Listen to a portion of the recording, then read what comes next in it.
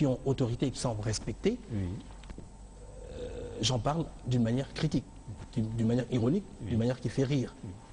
Quand je parle aussi de certaines valeurs qui semblent des valeurs purement africaines et que moi je pense que elles n'ont plus lieu d'être, j'en parle aussi avec l'ironie. Et tout cela, bien sûr, en plus de cela, il y a mon style aussi qui fait que, effectivement, je suis traité d'iconoclaste et de subversif, mais je l'assume. Très bien. En toute humilité. Voilà. Je rappelle donc que nous recevons Sémou Mama Diop, qui est écrivain sur le plateau de l'entretien. Donc, vous avez subi... Alors, est-ce que vous avez subi une influence ou des influences quelconques? Pourquoi je pose cette question? Parce que Cheikh Anta Diop, son livre Nation et Culture, après l'avoir lu, vous en avez fait votre livre de chevet. Parfaitement. Qu'est-ce qui vous a secoué là? Alors, avant Cheikh Anta, vous avez découvert des choses que... J'ai découvert beaucoup de choses. Fortes. En tout cas, la manière dont ces choses-là ont été traitées. De tout temps, puisque nous avons le complexe aussi du colonisé. Et que de tout temps, on nous a fait savoir que nous étions des sous-hommes, que nous n'avions pas eu de civilisation, ainsi de suite. Et ceux qui ont lutté pour décoloniser, c'est le cas du mouvement de la négritude et de ses ténors, ont évoqué les valeurs africaines de manière lyrique, de manière parfois même folklorique, disons. Ça pouvait, disons, secouer notre orgueil, de telle sorte, en flatter notre orgueil, je veux dire. Mais ce que Cheikh Anta a fait, pour moi, c'était davantage.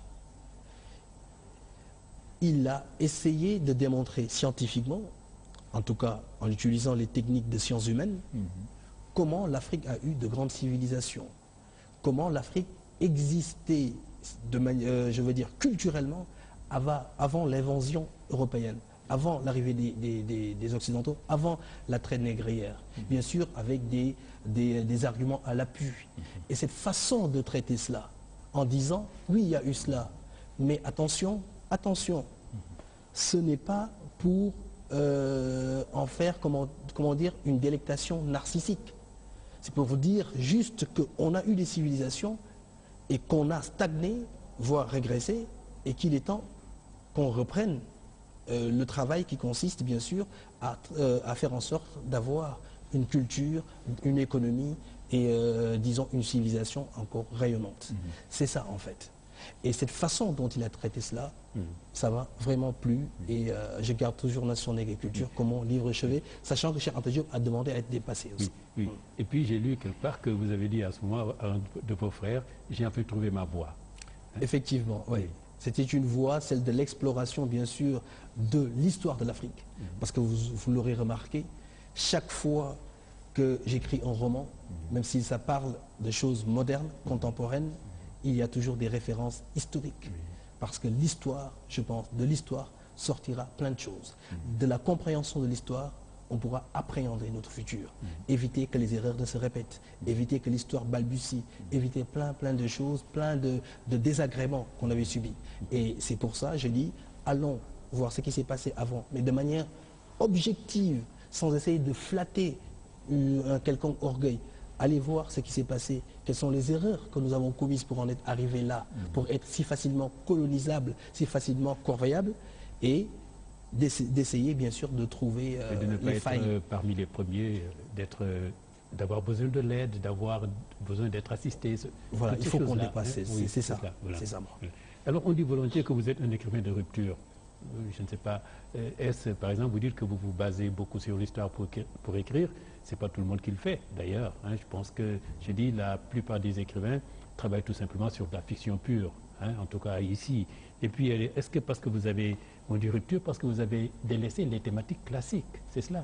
Volontairement, vous leur avez volontairement tourné le dos? Pas vraiment. Quand on parle, c'est ce que je dis souvent, quand on parle de nouvelle génération d'écrivains, ce n'est pas seulement le paysage. Ce n'est pas parce qu'il y a de nouvelles têtes. Ce qui est important, vous venez de le dire, ce sont les thèmes, les thématiques abordées. Plutôt que les têtes.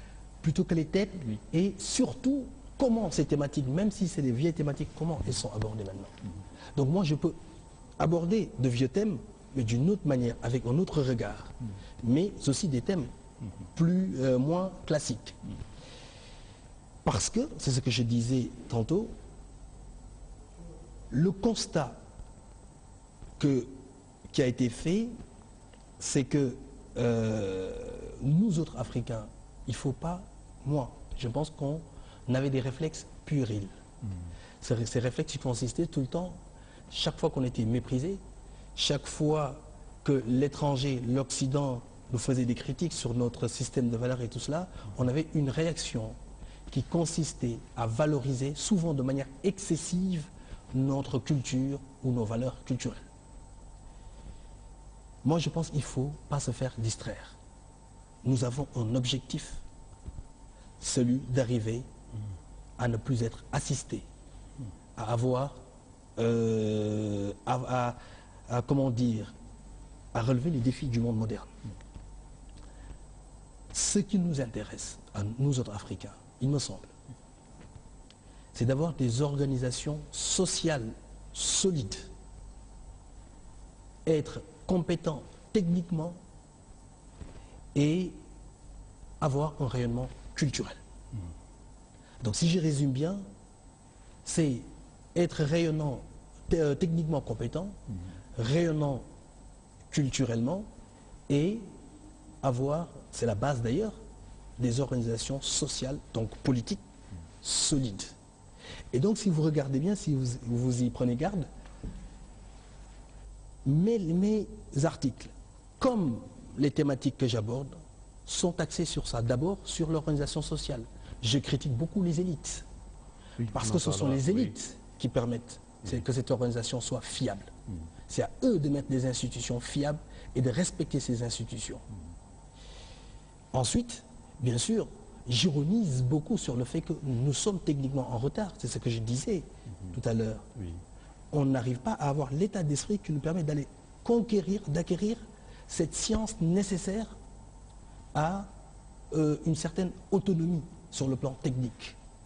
Et une fois que tout cela est bien fait, le rayonnement culturel, en se disant que la culture, ce n'est pas que la musique, ce n'est pas que la danse. La culture, ce sont des idées qu'on peut aller imposer au monde. Que la culture, au-delà des idées, c'est une cuisine, ce sont des modes, c'est une façon de s'habiller, et ainsi de suite. Et donc, voilà mon objectif. Faire en sorte que l'Afrique soit consciente de cela et qu'elle ne se laisse pas distraire. C'est pour ça, en quelque sorte, vous dites, arrêtons de chercher des boucs émissaires de notre situation, de nos manquements. Et donc, c'est pour cela que vous dites, l'Afrique, ce n'est plus l'Afrique face à l'Occident, mais l'Afrique face à elle-même, l'Afrique face aux Africains, c'est un peu cela. Parfaitement, c'est ça. Le problème, c'est l'Afrique et les Africains. Qu'on essaye d'ignorer. Pas vraiment ce qui s'est passé avant. Il y a des choses qui sont passées, terribles. Mais il faut qu'on puisse dépasser cela, qu'on en tire juste des leçons et qu'on arrête de ressasser cela. Alors, ce qui nous intéresse, c'est les défis modernes.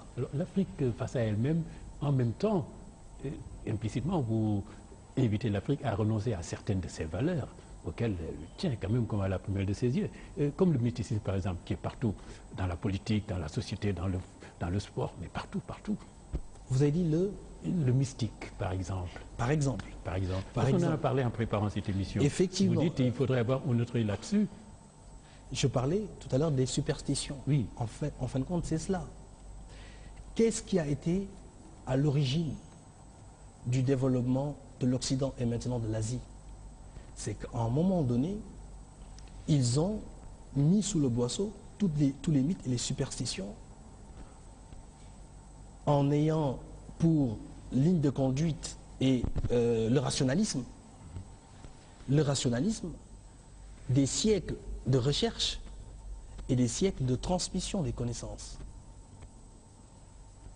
Se dire que l'humain peut arriver à faire des miracles juste en travaillant, juste en faisant des recherches, juste en transmettant les connaissances de génération en génération. Et que l'humain doit savoir compter sur lui-même.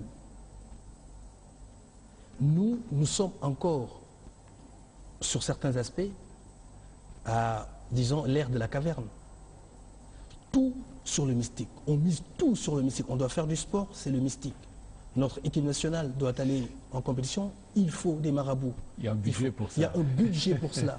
Si vraiment, on se pose juste la question, une question très simple, si c'est le mystique qui faisait qu'on puisse triompher, l'Afrique n'en serait jamais ici.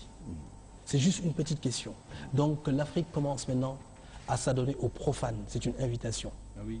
Il faut qu'on s'adonne aux profanes et qu'on se dise qu'on peut arriver à des miracles si on utilise notre intellect, si on utilise nos mains comme il faut et si on continue à travailler. Voilà, compter sur l'humain et pas sur le mystique que moi je trouve aléatoire. Oui. Et puis alors, ces thèmes qu'on rencontre, le mystique, la colonisation, la néocolonisation, l'esclavage, alors cela vous inspire et peut-on traiter ces thèmes sans se poser en victime? Il y a cela aussi, parce que vous dites halte à la victimisation, réagissons, cessons de nous plaindre. Ça ne sert à rien. Ça ne sert à rien, monsieur Kahn. Depuis des siècles qu'on se plaint. On se plaint d'avoir connu l'esclavage. Mais il faut aussi rappeler aux Africains qu'avant qu'il y ait le commerce transatlantique, il y avait le commerce transsaharien, d'ailleurs qui a perduré après le commerce transatlantique. Et que ce commerce transsaharien et transatlantique a pu prospérer parce que dans nos systèmes politiques et sociaux, il y avait le système de la captivité, donc de l'esclavage domestique en Afrique. Que nous sommes aussi responsables, et peut-être que ça va choquer certains, nous sommes responsables de nos malheurs, en quelque sorte. Nous sommes co-responsables de nos malheurs. Et donc, si on veut juste avoir un regard objectif, qu'on se dise, c'est parce qu'on a failli dans nos systèmes que cela a été possible. Que l'Occident soit ton bourreau, qu'importe. Moi, je ne veux pas faire de procès moral à l'Occident. Je ne veux pas faire non plus de procès moral à l'Afrique. Ce que je veux, c'est qu'on pense efficacité. Il sert à quoi les jérémiades? Nous voulons que l'Occident peut-être nous indemnise. Mais non, là, ce n'est pas le but. Dans le cas de l'esclavage, ça a été réclamé, ça. Ça a été réclamé. Oui, mais qui faut indemniser? Les descendants des rois qui ont vendu leur sujet. Qui faut-il indemniser? Qui faut-il indemniser? Les esclaves eux-mêmes, les descendants des esclaves eux-mêmes qui sont maintenant en Amérique ou aux Antilles, peut-être. Les États actuels, peut-être. Mais pas les États actuels qui ont contribué à vendre leur sujet. C'est un réel problème. Il faut voir les choses en face. Et donc, tant que l'Afrique ne voit pas en face, dans objectivement sa propre histoire, n'interprète pas sa propre histoire à sa façon, mais d'une manière claire, nette, objective, et qu'elle ne cesse pas de se voiler la face, elle ne trouvera pas les solutions à ces problèmes. Nos problèmes sont des problèmes d'abord internes avant d'être des problèmes causés par les autres. La faiblesse de nos États était due bien sûr à ce système qui existait depuis des siècles. Et ça a constitué, ça fait que nous avons été facilement colonisables et nous avons été facilement, disons, vendus de par le monde. Donc votre théorie, votre postulat, c'est qu'aujourd'hui le problème c'est l'Afrique vraiment face à l'Afrique. L'Afrique face à elle-même. Face à elle-même, voilà. C'est pas les autres. C'est ce qu'on appelle la responsabilité. Voilà. Alors cette référence à nos traditions quand même, nos ancêtres, ce qu'ils nous ont légué, est-ce que ce mouvement, vous ne pensez pas, ce n'est pas tout simplement notre culture cela, parce que vous proposez d'en jeter certains aspects, notre culture que nous devons intégrer quand même pour réaliser notre développement. Alors c'est quoi notre culture? Oui. Parce que quand on parle de culture, on pense un peu aussi à identité. C'est quoi notre culture? Il y a des valeurs africaines. Chaque fois qu'on parle de culture, on pense aussi à tradition. Et je pense que dès lors qu'on pense à tradition, on pense aussi à modernisme, c'est-à-dire à opposition à quelque chose. La tradition, c'est ce que nous ont légué les générations d'avant, nos devanciers, nos ancêtres. Mais eux, ils ont dû créer quelque chose pour nous léguer quelque chose. Ces traditions-là, ils l'ont créée. Ce sont des valeurs qui obéissaient à un certain contexte. Ce sont des valeurs qui obéissaient à un certain environnement. Ce contexte n'existe plus, cet environnement n'existe plus, il faut savoir évoluer. Tout en conservant certaines valeurs que nous pensons nécessaires, il faut en laisser d'autres et en adopter donne de nouvelles. C'est ça l'évolution normale de l'humanité. L'humain, pour qu'il évolue, pour qu'il vive bien, il ne faut pas qu'il stagne et qu'il ait toujours les yeux braqués sur les rétroviseurs. Il faut qu'il puisse inventer le progrès. Moi, je suis sur ce plan excessivement progressiste. Voilà. Je pense que la tradition a servi à un moment donné. Il y a encore certains aspects qui sont importants, mais il faut savoir aller plus loin, dépasser et en réinventer. Elle ne saurait apporter réponse à toutes les questions auxquelles nous faisons face. Voilà, c'est cela. Jamais, voilà. Parce que ces questions-là n'existaient pas lorsque la tradition a été créée. Oui. Alors, c'est Mamadou Diop, quand on prépare cette émission, vous avez insisté sur l'importance que vous donnez à l'image qu'on donne de nous-mêmes.